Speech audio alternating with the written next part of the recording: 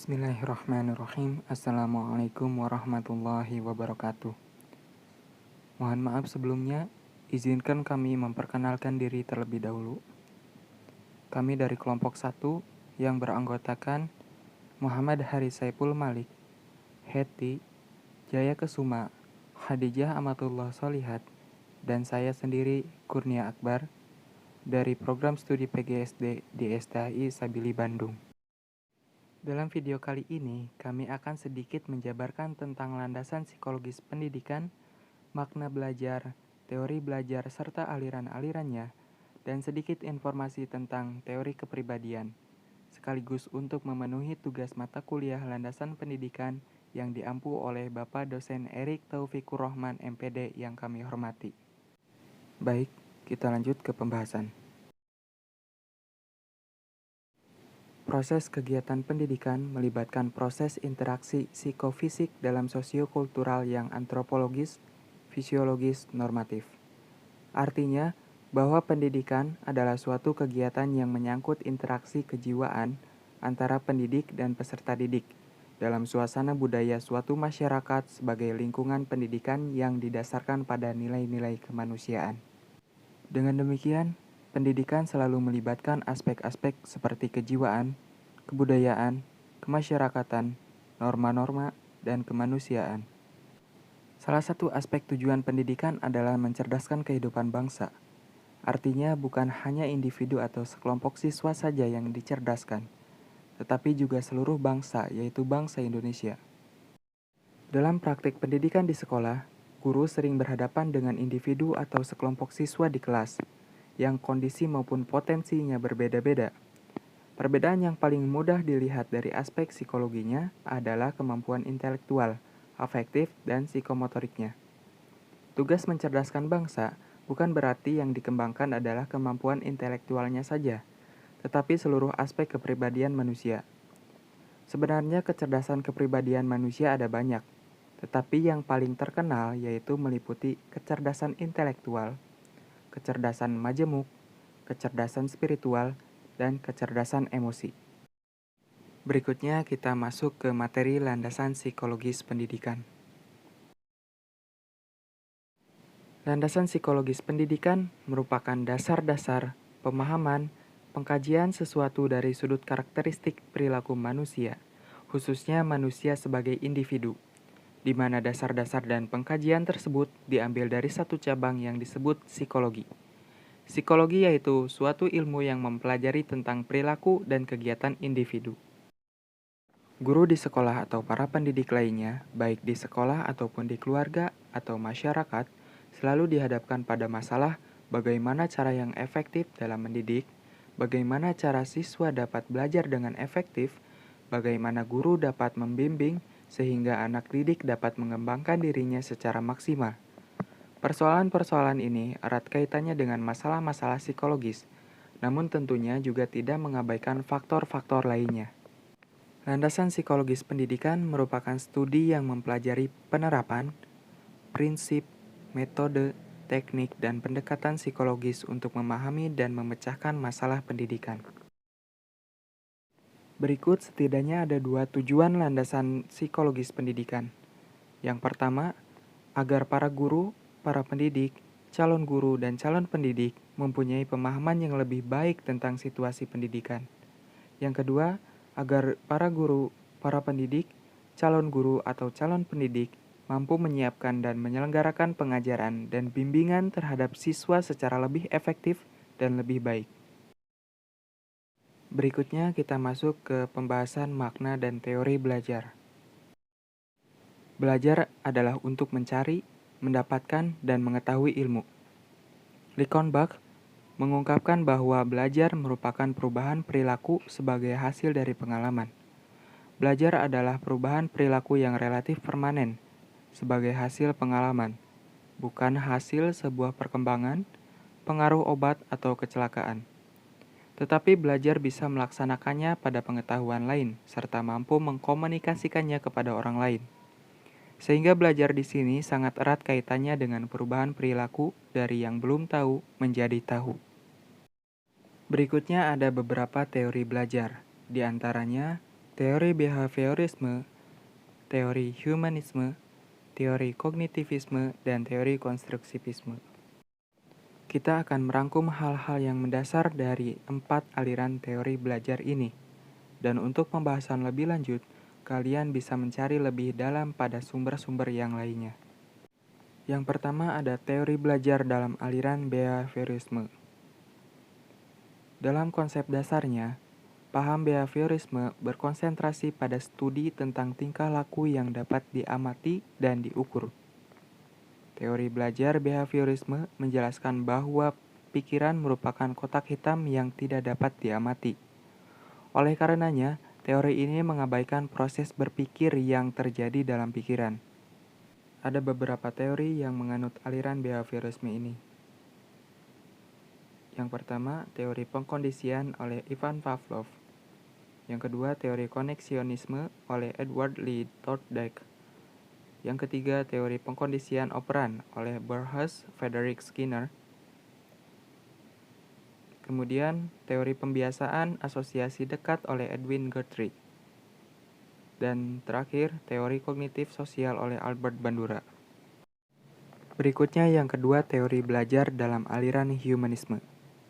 Humanisme memandang bahwa belajar adalah usaha untuk memanusiakan manusia. Proses belajar dianggap berhasil jika si pelajar memahami lingkungannya dan dirinya sendiri. Teori belajar pada aliran humanisme ini berusaha memahami perilaku belajar dari sudut pandang pelakunya, bukan dari sudut pandang pengamatnya. Nah, untuk lebih jelasnya lagi, pemikiran humanistik atau humanisme mendesak agar di dalam mengajar, guru harus memperhatikan minat dan kebutuhan anak, dan lebih jauh lagi dapat menciptakan lingkungan kelas yang sehat secara sosial dan emosional yang ditandai dengan adanya penerimaan dan rasa saling menghargai.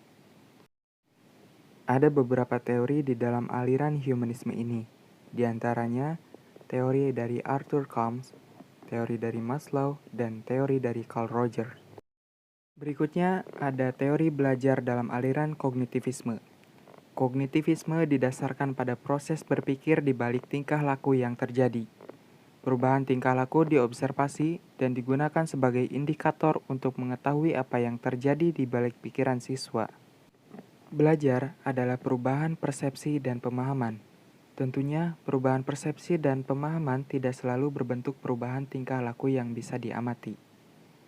Setidaknya ada asumsi dasar dari teori belajar kognitivisme ini. Setiap orang telah mempunyai pengalaman dan pengetahuan dalam dirinya. Pengalaman dan pengetahuan ini tertata dalam bentuk struktur kognitifnya. Nah, berikut ada beberapa teori yang termasuk ke dalam aliran kognitivisme ini, yaitu ada teori perkembangan kognitivisme oleh Jean Piaget, teori pemrosesan informasi dari Gardner, teori Brunner, teori bermakna dari David Essebel, teori Daynes, teori belajar Van Hill, dan teori belajar Brownell dan Van Eget. Dan yang terakhir atau yang keempat ada teori belajar dalam aliran konstruksivisme. Dalam kata lain, konstruksivisme itu adalah membangun. Jadi, konstruksivisme didasarkan pada pernyataan bahwa kita semua membangun pengetahuan kita sendiri dari lingkungan untuk memperoleh pengalaman dan skema. Dalam proses pembelajaran, siswa yang harus mendapatkan penekanan. Siswalah yang harus aktif membangun pengetahuan mereka, bukan pengajar atau orang lain. Ada beberapa hal yang harus diperhatikan dalam pembelajaran konstruksivisme. Yang pertama, mengutamakan pembelajaran yang bersifat nyata dalam konteks yang relevan. Yang kedua, mengutamakan proses. Nah, untuk proses di sini sangat penting. Harus benar-benar bermakna. Kemudian yang ketiga, menanamkan pembelajaran dalam konteks pengalaman sosial. Dan yang keempat, pembelajaran dilakukan dalam upaya mengkonstruksi pengalaman. Ada dua konsep atau dua teori belajar pada aliran konstruksivisme ini. Yang pertama, konsep belajar konstruksivisme ala Jean Piaget. Yang kedua, konsep belajar konstruksivisme ala Vygotsky. Kemudian tahapan berikutnya kita akan sedikit membahas tentang teori dari Piaget. Teori Piaget ini membagi 4 periode yang ditempuh oleh anak-anak. Yang pertama, periode sensori motorik. Pada umumnya berusia 0 sampai 2 tahun. Periode anak dilengkapi dengan beberapa kemampuan, terutama dengan insting atau naluri. Nah, ini biasanya anak terbatas pada kemampuan gerak-geriknya, seperti dia hanya bisa berkedip, menangis, dan sebagainya. Intinya adalah ketika berontak, suka, ataupun duka, dia harus dengan cara tertawa ataupun menangis. Kemudian yang kedua ada periode praoperasional. Pada umumnya berusia 2-7 tahun. Dia masih berperan besar menyimpulkan hanya berdasarkan sebagian kecil yang dia ketahui. Kemudian yang ketiga ada operasional konkret, pada umumnya 7-11 tahun. Dan yang keempat periode operasional formal, 11-15 tahun. Dalam mempelajari teori Piaget ini, yang terpenting kita mempelajari tahapannya, di mana anak-anak ada pada tahap mana mereka akan dididik. Sebagai calon seorang guru atau guru, kita harus sangat jeli, sangat paham, dan harus bisa mendeteksi dari fase di mana mereka. Sehingga ketika kita akan mengubah posisi psikologisnya, kita akan bergerak pada tahapan-tahapan itu. Tidak mudah memang, tapi hal ini akan menjadi mudah ketika kita sudah terbiasa memahaminya. Ingat sekali lagi, usia bukan acuan pada teori ini. Yang terpenting, yang harus dipahami oleh seorang guru adalah keempat periode ini, di mana anak yang sedang kita hadapi berada pada fase mana mereka. Nah, itu semua merupakan pembahasan dari kami. Untuk kurang atau kesalahannya dalam penyampaian, kami mengucapkan mohon maaf yang sebesar-besarnya. Dari pembahasan tadi, kita dapat mengambil kesimpulan bahwa pentingnya ilmu psikologi sebagai landasan pendidikan adalah menjadi teori dasar maupun praktik pendidikan yang dapat memberi arahan bagaimana cara yang efektif dalam mendidik. Pendidik dituntut untuk berbuat sesuai dengan asas kepatutan.